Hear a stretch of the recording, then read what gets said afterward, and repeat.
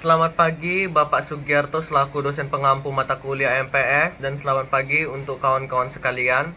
Kali ini saya akan menjelaskan proposal MPS saya yang berjudul Faktor Sosial Ekonomi yang Mempengaruhi Keputusan Generasi Muda dalam Melanjutkan Usaha Tani Cabai Merah Keriting di Kabupaten Bantul. Sebelumnya izin memperkenalkan diri, nama saya Vito Petrus Gilbert Sinambela dengan NIU 512400. Nah, mengapa saya mengambil judul tersebut?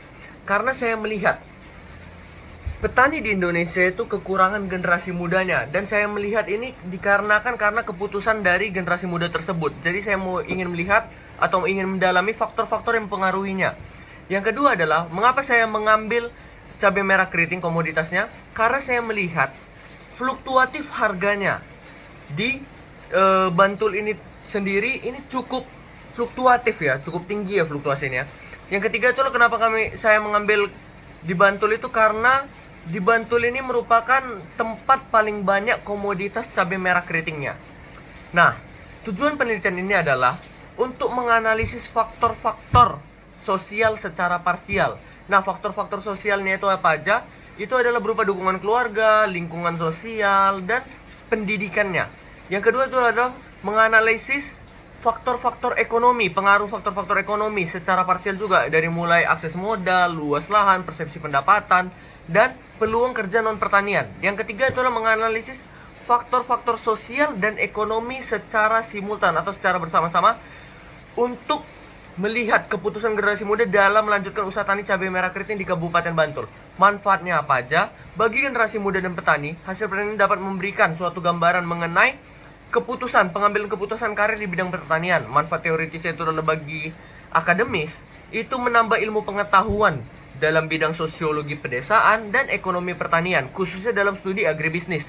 Nah, manfaat bagi pemerintah apa aja? Bagi pemerintah khususnya Dinas Pertanian dan Pangan untuk menjadi landasan untuk membuat suatu kebijakan di dunia pertanian. Nah, dasar teorinya itu apa? Mengapa saya mengambil cabai merah keriting? Karena saya lihat ini potensi keuntungannya tinggi dengan risiko yang tinggi juga. Jadi ini high risk, high return. Padat modal dan teknologi, jadi membutuhkan investasi awal yang cukup besar, dan padat karya, membutuhkan tenaga kerja yang intensif. Kerangka pemikiran yang saya ambil ini menggunakan teori Planner Behavior atau TPB, di mana teori ini menjelaskan suatu sikap terhadap perilaku, norma subjektif, serta persepsi kontrol perilakunya.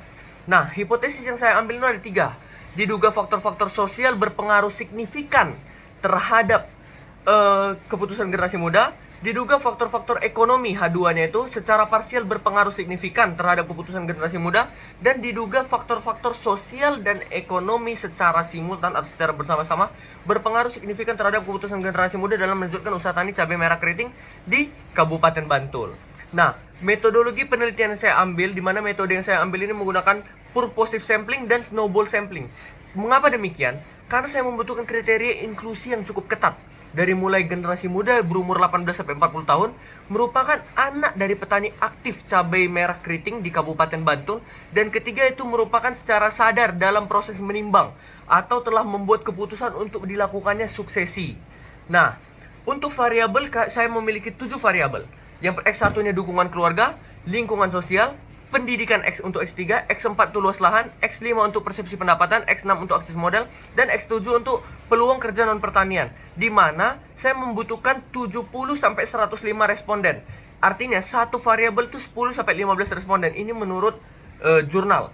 Nah, untuk metode analisis datanya saya menggunakan perangkat lunak berupa Stata MP17. Dan regresi yang saya gunakan ini adalah regresi logistik biner.